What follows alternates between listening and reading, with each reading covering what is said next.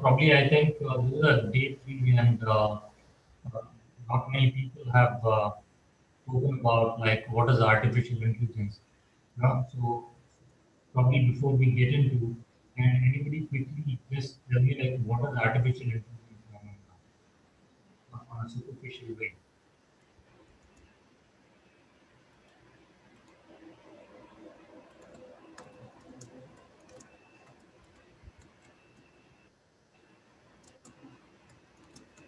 Okay. So uh, let me just give you a quick brief about what is artificial intelligence. And I think most of you are aware of this kind of thing in terms of artificial intelligence. And so when you talk about AI or artificial intelligence, so this is a reference that we usually make, or a human-like intelligence that is being exhibited by, let's say, computers or robots or even some other machines, right? And to do that, this artificial intelligence refer to the ability of the computers to make decision making which are similar to a human mind, right? And so this is one, what we can say it is a crude way of defining artificial intelligence, right? So then moving on to like what are the different types of artificial intelligence? Because as I know that I mean, majority of you people are from management background, so that is the reason we'll be approaching this particular artificial intelligence from the perspective of business, right?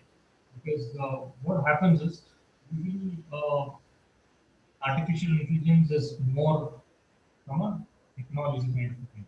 But let us see, or let us look at this artificial intelligence, the axis of the business capabilities rather than just looking at from a mere technology perspective here, right? So that is the reason these are the three, what you can say, important business needs, right? What has been listed here. So the first one is automating business processes, right? Because artificial intelligence, what you can say, broadly supports these particular three important aspects as we are looking at this. Yes.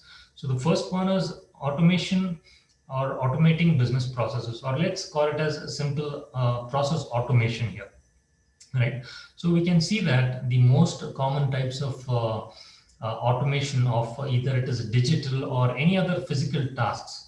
Typically, when we say these digitalization, we talk about the things like back office administration and financial activities, and by the usage of RPA, that is robotic automation, process automation, which is uh, the new thing which you can say, because whenever you open a particular website, right, you see that on the right hand corner a chat box pops up. Yes, so we call these as chat bots, right? So these also, I mean, act like a human, so that you could input your information or whatever queries you want, and so it is going to fetch you the information from its database here. So as you can see that, this automatic business process, right? So it helps us in transferring data from email and call center systems into systems of records. For example, updating the customer files with address changes or any service request that you might throw up as a query to the system here, right?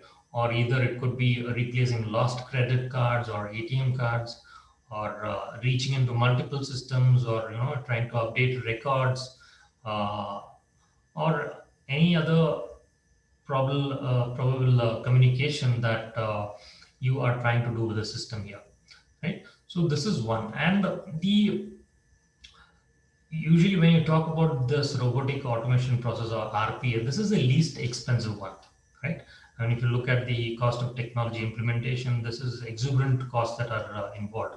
And also this is one of the easiest to implement of the cognitive technologies that are there here, right? So even say, for example, even NASA has implemented these things. I mean, in terms of its backend, as we are talking about this process automation, like accounts payable and receivables and IT spending and human resources, and So all managed by a service, shared service center, you can say.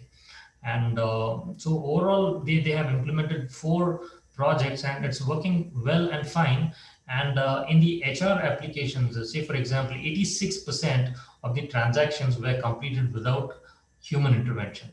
Yes, and are being rolled out across the organization. And NASA also is implementing more uh, RPA bots here with higher level of intelligence here. Yes, and one might imagine that the robotic process automation would quickly put people out of work. That is one of the major concern. Yes, because we see that everywhere this robotic automation and other stuff is going on here, right? So it is not possible to replace administrative employees. Yes, because neither it is, let's say, not a primary objective nor not a common output as well, or outcome as well, right? Because only with the sophistication, or let's say the level of sophistication that moves up and up, what is going to happen, we can say that there will be a slight reduction in the head count. Yes, so that is one particular possibility that might happen. And let's say as technology improves of this RPA and other stuff again, yes, it could lead to some job losses in the future. Because let's say, for example, as we India as a country, we know that we are a preferred destination for the outsourcing industry. Yes, so all the outsourcing probably tasks could be automated here, right? And the next one is gaining insight through data analysis here, right? So when you talk about the second most common type of this thing is cognitive insight, what we call it as. Yes, where the usage of algorithm is used to detect patterns in vast amount of data, and also interpret their meaning here. And think of it as the way, let's say, that analytics is on steroid here, right? Basically, these machine learning and applications are being used to do what? Predict what a particular customer is likely to buy. Yes, or let's say in identifying a credit fraud in real time, and to detect insurance claim fraud, and analyze warranty data to identify safety or quality problems in automobiles and other manufactured process. Yes, so these are some of the things here. So let's say, for example, this cognitive insights that has been provided by machine learning differs from those that are available from these traditional analytics. Yes, and in what way they differ? Let's say usually they are more data intensive, and they are in detailed format here. And let's say the models typically are trained on some parts of the data sets, and the models gets better and better. Yes, so the ability to use new data and also to make predictions, or let's say, put things into categories, is going to improve over a period of time here, right? So, say for example, a company like General Electricals, which we know it as GE, right? It right from making a bulb to making the airplane engines. Yes, GE is known for a wide variety of diversified businesses. So, GE has used this technology to integrate supplier data, and it is able to save 80 million in the first year of implementing. Yes, by eliminating the redundancies that were there, and also by negotiating contracts that were previously managed at different business levels here. Yes, so this is one. And the next one is engaging with consumers or customers and employees here, right? So let's call this as cognitive engagement, because when you talk about consumers and employees, there is a thought process that goes in. So that is the reason this is a cognitive engagement here, right? And projects that engage large employees and, let's say, consumers using these natural language processing, like chatbots, or probably intelligent agents, or it could be machine learning, were the least common types in the usage in terms of technology. So you can see that where cognitive engagement is being used. Yes, So it is used in terms of intelligent agents that offer 24/7 customer services and addressing a broad and growing array of issues, right from the password request to the technical support questions and some of the other internal sites for answering employee queries on topics including IT or employee benefits or HR policies here. Yes. Let's say products and services recommendations systems for retailers that increase personalization and engagement in terms of sales, because we see that whenever you go into an online website, I mean, e-commerce website, yes, what will happen? So a lot of personalization is possible, and the brand engagement is happening, and it would throw up certain search results saying that previously you had purchased this, and now you may want to purchase this, yes, or this is on offer, right? So these are the three, what you can say, types of AI that we would be just looking through, because there are a whole array of different types of AI that has been used in today's world here. Yes. So now coming to the question, is your artificial intelligence fair? Yes, because that is what the topic has been. Yes, whether it is fair or not, or whether it is biased, or whether it is discriminating. Yes. So probably let's say that we have to thank to the increasing adoption of artificial intelligence, right? Right from the Siri and what is that? Amazon's Alexa. Everywhere AI has been used, right? So this has become a question that data scientists and even to one extent the legal professionals, yes, now routinely confront, right? What is that? Is your artificial intelligence fair, or is it biased or discriminating? So, despite the significant resources companies have spent on, let's say, responsible AI efforts, yes, in recent years. So, but organizations are still struggling with, let's say, a day-to-day task of understanding how operationalization of AI in a fair way can be possible here. Yes. So, what should companies do? So that they can steer clear of employing discriminatory algorithms here, right? Because when you say discriminatory algorithms, yes, so we'll come to that particular part, why algorithms are discriminatory here. So they can start by looking at a host of, let's say, legal and let's say, even statistical precedents for measuring and ensuring that the algorithms have all the fairness into it.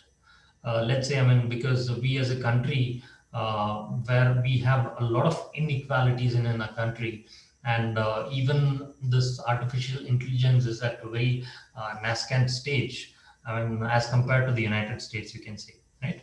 Because let's say, particularly with the US, the kind of legal standards that they have, yes, the laws, or let's say US laws in terms of by having something like the equal opportunity employment, right? Or let's say equal credit opportunity, where you're not discriminating people, right, on the basis of their skin color or the language that they speak, or from the place they come from, to the country they come from, or let's say, even this equal opportunity employment, yes, irrespective of gender, yes, either you're physically challenged, yes, in what school you have done your studies or educational background. So yes, giving an equal opportunity for everybody to take participate in that particular recruitment process, you can say. Yes. So here, these things, I mean, by bringing in laws into these things, it can help to mitigate many of the discriminatory challenges posed by artificial intelligence. Yes. So let's say there are certain flawed outcomes, yes, that can come from a number of problems. So what would be those flawed outcomes? First of all, let's say the data here. Yes. So the data themselves can be incomplete in the first place. Or let's say even the data could be incorrect. So when the data is incomplete or incorrect, what is going to happen? Yes, it is going to cause measurement errors here. Yes. So it is that biased data set which we as, let's say, data scientists or people who are working in technology use these data sets to train the algorithms here. I mean, as to feed into the algorithm here. So let's say, I mean, now let's compare these data sets to human. If you don't like what artificial intelligence is doing, you definitely won't like, what humans are doing, because artificial intelligence is purely, learning from humans here, right? So that is the reason. First thing is, let's say, data sets itself would be incomplete or it would be incorrect here. Second one, let's say, it would be the data sets that train the algorithm may be under inclusive, or probably, let's say, otherwise it could be skewed in terms of the data here. uh, when you say skewed data, let's say the records that would be containing, it would be of only one specific gender, or it would be of a specific, what do you say, skin color. Let's say, for example, data records would be containing only white males here. Yes, only that particular data is. So what is going to happen? The artificial intelligence outcomes are not generalizable. You cannot generalize saying that this is going to be applicable for the whole of the population. Yes. Then later, let's say after this, the training data, yes, may capture historical patterns of discrimination.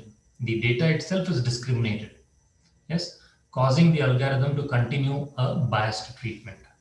So now you see that because of this pandemic or COVID-19, yes, so we don't know like what kind of data is fed into the system and how they are crunching that particular data. Yes, so probably sometimes even the government might be underplaying with the data here, right? By showing that, I mean, they are hiding the data, saying that, okay, these are the number of positive cases that are coming on a day-to-day basis. So government wants to underplay that.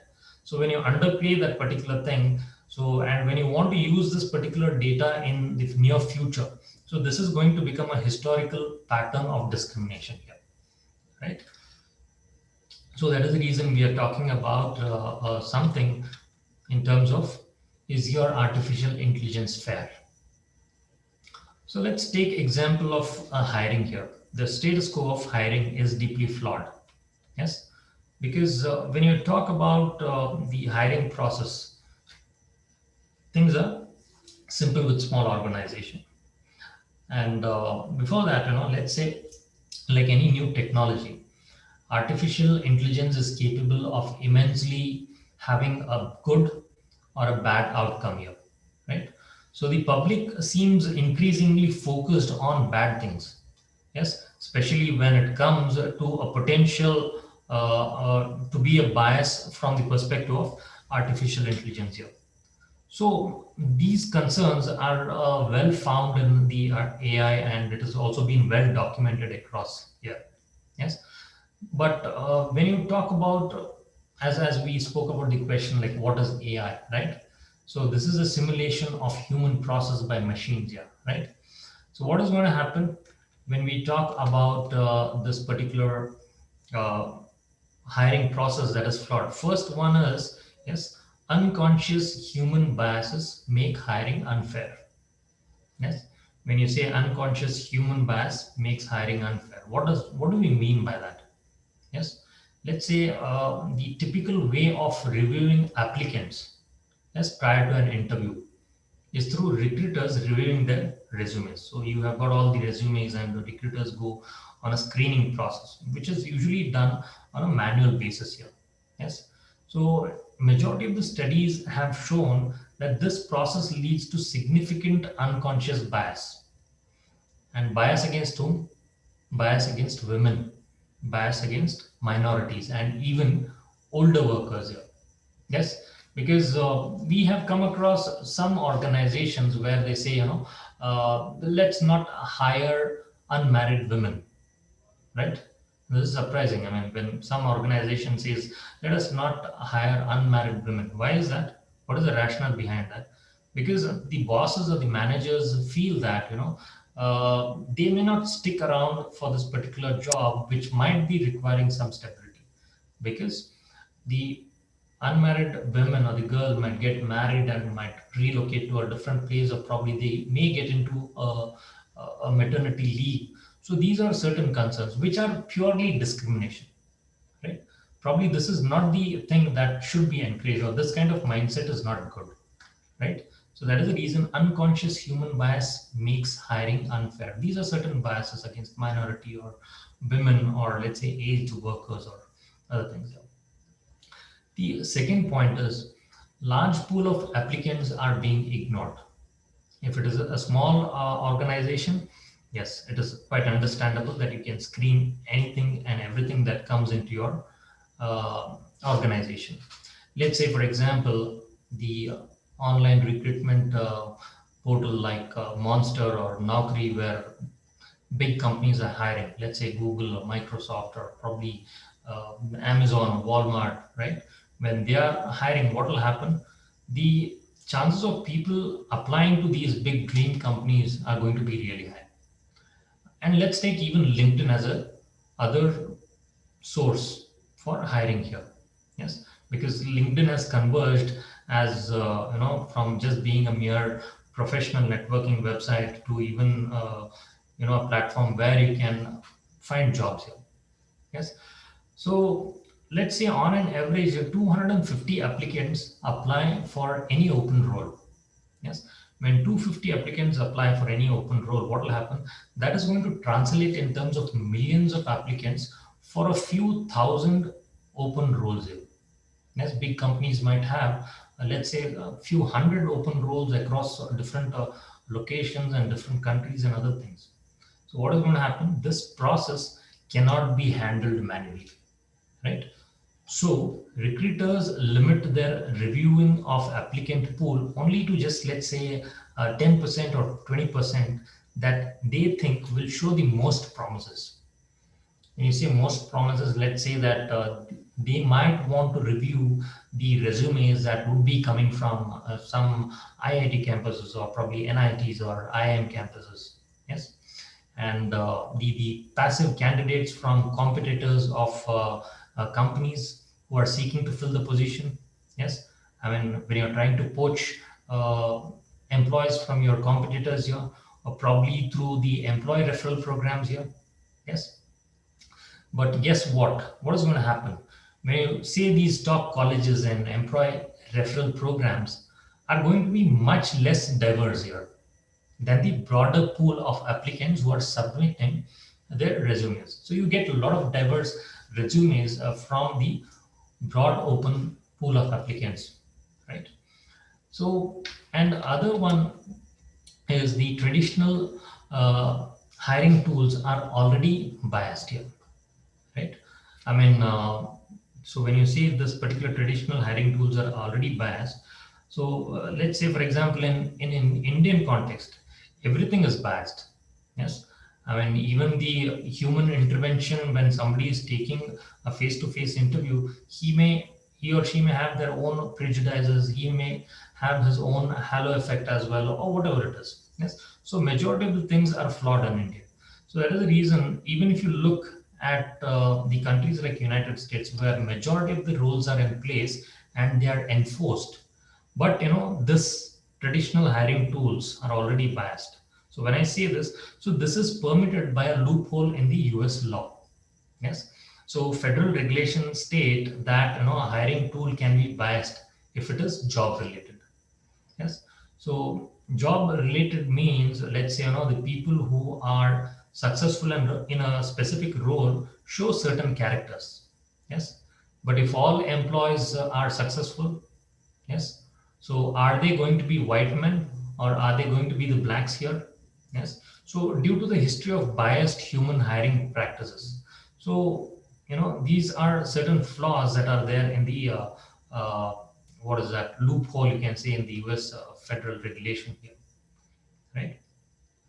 And next one, let's say that artificial intelligence holds the greatest unconscious human bias.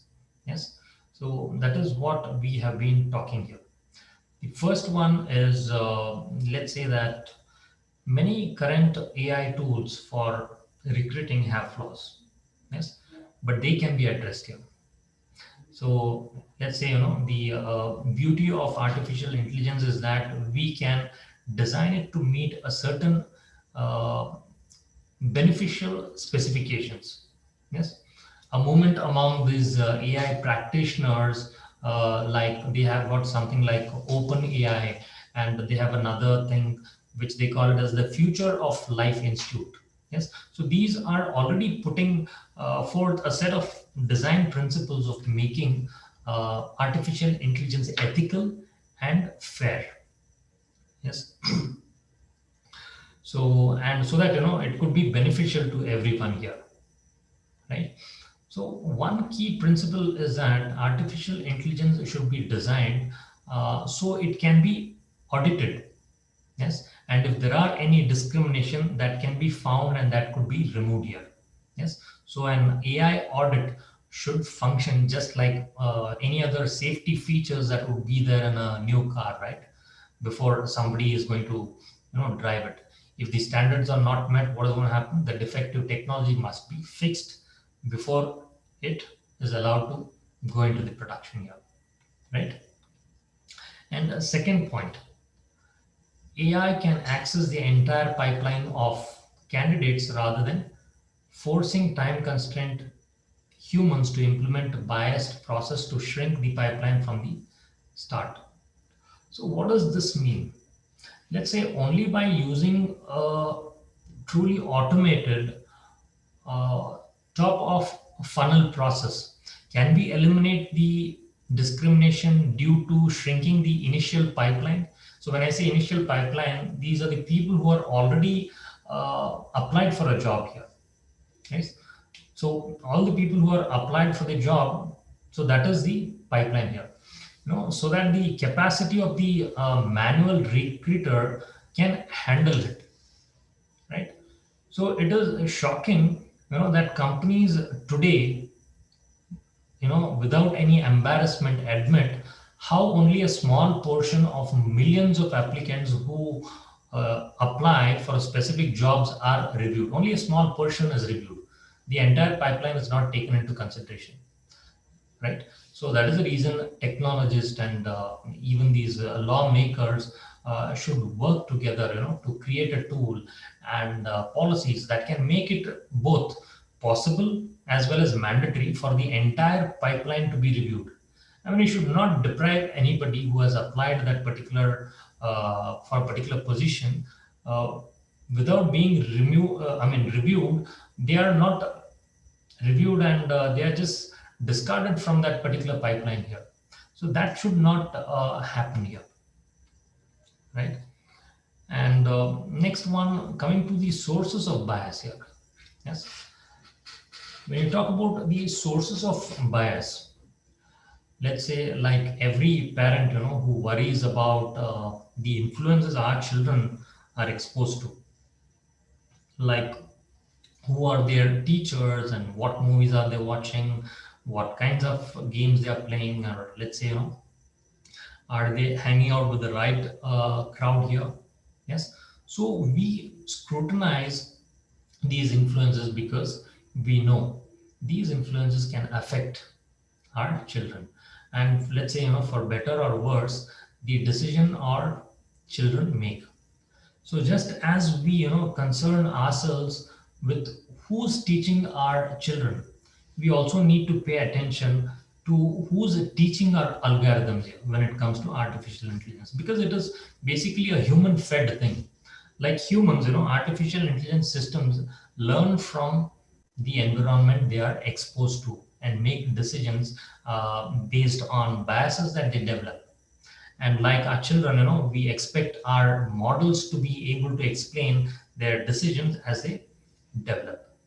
Let's say, once you get on the wrong side of algorithm, your life immediately becomes more difficult because unable to get into a good school, or let's say to get a good job, you earn less money and you live in a worse neighborhood. Yes, so those facts get fed into new algorithms and your situation degrades even further here. So each step of your what do you say descent is documented, measured, and it is also evaluated here, right? Because as we see that, I mean, our public and our social and our professional lives are no longer a secret, because artificial intelligence is constantly fetching all the data, yes, that we are browsing, that we are using, and probably we are sharing in a large pool of database here. Yes. So let's say, for example, let's say, despite, let's take an example of a teacher and a student example here, right? Let's say there is a teacher who is lauded by the parents and even by the students for their phenomenal teaching that they are doing. Yes, the parent are really happy about the way a teacher is teaching here. Yes, and but what will happen? Let's say that an institution or a school has incorporated the artificial intelligence so that it is going to review the teacher's performance. Yes, and the teacher who is lauded by a school and even their students and parents here gets fired. Yes, because of an algorithm judged a teacher, let's say the performance of the teacher as below par. Yes, and why is that? Why is it happening? It's exactly not clear, because the system was too complex to be understood by the school administration, and they had to hire, sorry, they had to fire the specific teacher. Because now you say that even in organization, everything is becoming, online, and everywhere we feed the data and automation is happening and everything, even the performance appraisal and annual reviews and everything is happening online, right? So that is the reason, this is one particular thing. And when we talk about the source of bias here, bias in an AI system has two major sources here. As we spoke earlier, the data set on which the models are trained, and the designs of the models themselves here. Yes, because let's say, for example, the discrimination in the data sets on which the algorithms are trained, can be subtle. For example, you might have read a piece of news where a man was carrying around some 10 to 15 mobile phones, or let's say smartphones, with their GPS on, and he had put in a particular tray and he was dragging it on a specific road. So when we use Google Maps in US, Google Maps showed that this particular road is having slow moving traffic, and Google started rerouting the traffic from that particular place. But the traffic was not there in that road in the first place. This man was trying to fool around with the system here. Yes. Similarly, yes, this is one example here, how the design of the model is being done, or how the data sets are being trained. So let's say in another instance, data that is not collected can affect results here. How is that? When you say data that is not collected can affect results, yes. So let's say analysts are suspecting that when some of these outbreaks happen, pandemic, or either it is COVID, or either it is a flu kind of a thing. So trend, all these trends predicted almost double as many cases, yes, are there than the actual cases that are there. Yes, why? Because what appears to have happened, yes, is that increased media coverage, and probably people go onto the Google and other things, and they usually go and search these things, like what are the symptoms of falling sick, and yes, I have these symptoms, and who weren't sick here. So based on these things, data gets manipulated here. Yes, so these types of bias is pervasive and difficult to eliminate. In fact, for example, Amazon was forced to scrap an AI powered recruitment tool because they could not remove gender bias from the results. Yes, and they were unfairly favoring men because the training data that they used, taught the system that most of the previously hired employees of the organization that were viewed as successful were all male here. Yes. But even when you try to remove that gender bias, what will happen? There would be certain common words which would appear on a male resume, yes, that the AI picks. Yes. And that is, these are certain things which really becomes difficult to eliminate. Though probably you might have, let's say, deleted the proxy that, okay, this is a female resume, this is a male resume. But what are the common things? When you spoke about the successful previous employees were male here. Yes, and what are the common keywords that were there in that? Even it fetches that data also. Yes, so, and the second major source of bias results from how decision making models are designed. Say, for example, if a teacher's ability is evaluated based on test scores, yes, then other aspects of performance, let's say, such as talking to the children with learning differences, or let's say we categorize them into slow learners and quick learners, or let's say on the basis of emotional problems, yes, would fail to register here, yes, or even unfairly penalize the teacher. So in other cases, models are constructed according to what data is easiest to acquire, or let's say, the model is overfit to a specific set of cases and then applied too broadly here, right? And moving on to the last particular thing, that is after the sources of bias here, the how is that we are going to overcome biases here? Yes, and first of all, overcoming bias here, the AI system must be subjected to vigorous human review. So as you're seeing, for example, one study cited by the White House, a report during the Obama administration, found that while machines had 7.5% error rate in reading radiology images, human had 3.5% error rate. When humans combined their work with machines, the error dropped to 0.5 percent here. Yes, and the second one is know their algorithm. Yes, when you say know their algorithm, what does this mean? Like, our banks are required to have this law, know their customers, right? So even engineers that build the system need to know their algorithm here. Say, for example, unlike, decades ago when models, they were used fairly simple. Yes, earlier, let's say 10 years back, the models that were used were fairly simple here.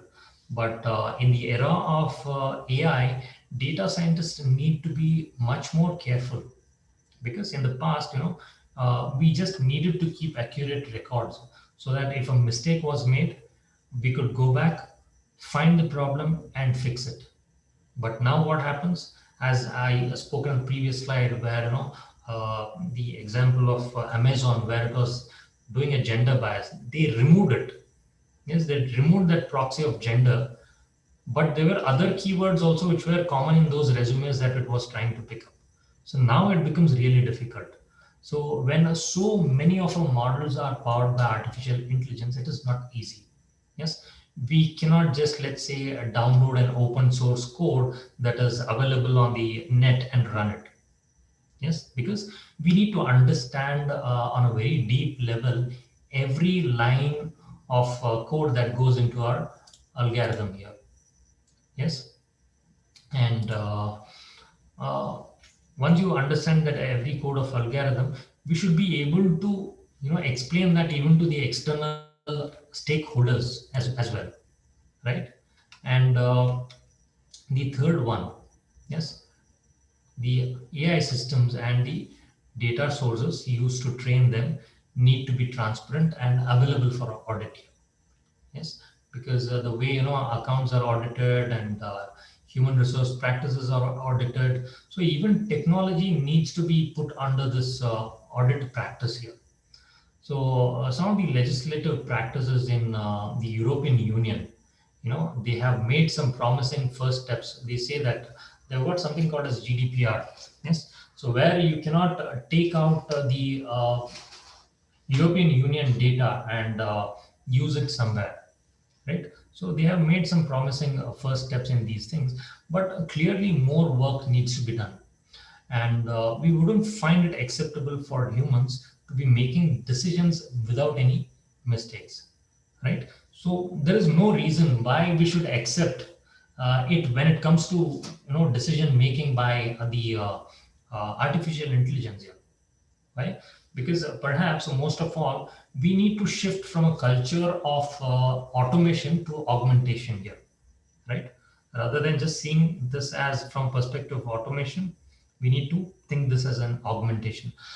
Artificial intelligence works best not as some sort of magic box, yes, uh, which you can use to replace humans and cut cost, but as a force, as a force that can multiply, or it can have a multiplier effect that you can use to create new value by making AI more explainable and, let's say, even auditable and transparent. We can not only make our systems more fair, we can make vastly more effective and more useful use of these artificial intelligence, I can say. Yes. So these are a little bit things, where I have tried to talk about some sources of bias here, and by taking an example of how recruitment and how the people in the pipeline, only a major portion of the pipeline has been vetted or probably considered for a job or something like that. Yes. So these are certain things here which I try to cover from, let's say, a business perspective, rather than, because we are not from technology to go into deep, like what is machine learning, what is deep learning, because machine learning, deep learning, all these things are part and they are the subsets of artificial intelligence here. Fine. So this is the thing, and to conclude, I can say, the discrimination happens because of human errors, because we are the people who are uh, feeding in the data sets, and we are the people who are creating that kind of an environment where the data sets are tested here. Yes, it is because of our flaws, even the discrimination in the artificial intelligence is happening here. Fine. So this is a little bit about discrimination in artificial intelligence, I can say. Fine. So if you have any questions here, you can please feel free to ask.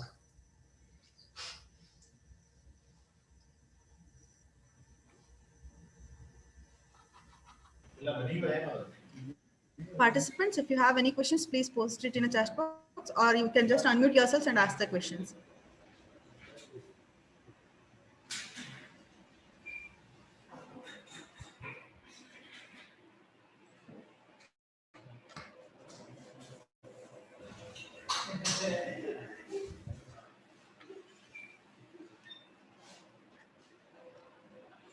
I hope there are no questions.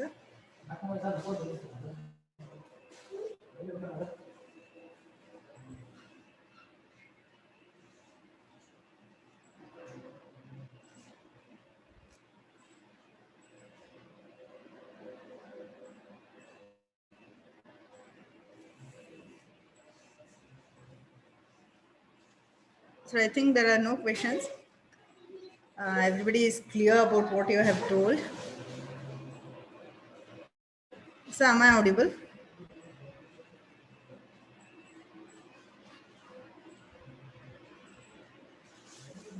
So your voice is not.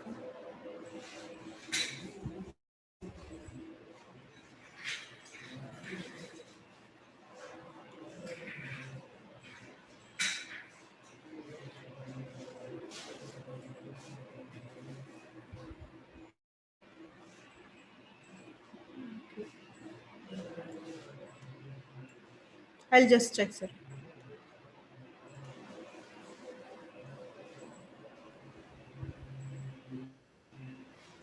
Yeah, yes, I am able to unmute now.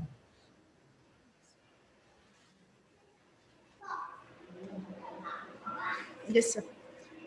Really, again, once again, I want to thank you for enlightening us through this journey, sir. You really told a very wonderful things about this automation process and discrimination and how to overcome all these kind of discrimination through a very good example of hiring process. Thank you very much for devoting your time, sir. And I also want to take this opportunity to extend my heartfelt thanks to all the participants and all the supporting staff and also the ICT cell of the university. Thank you, sir. Thank you, one and all.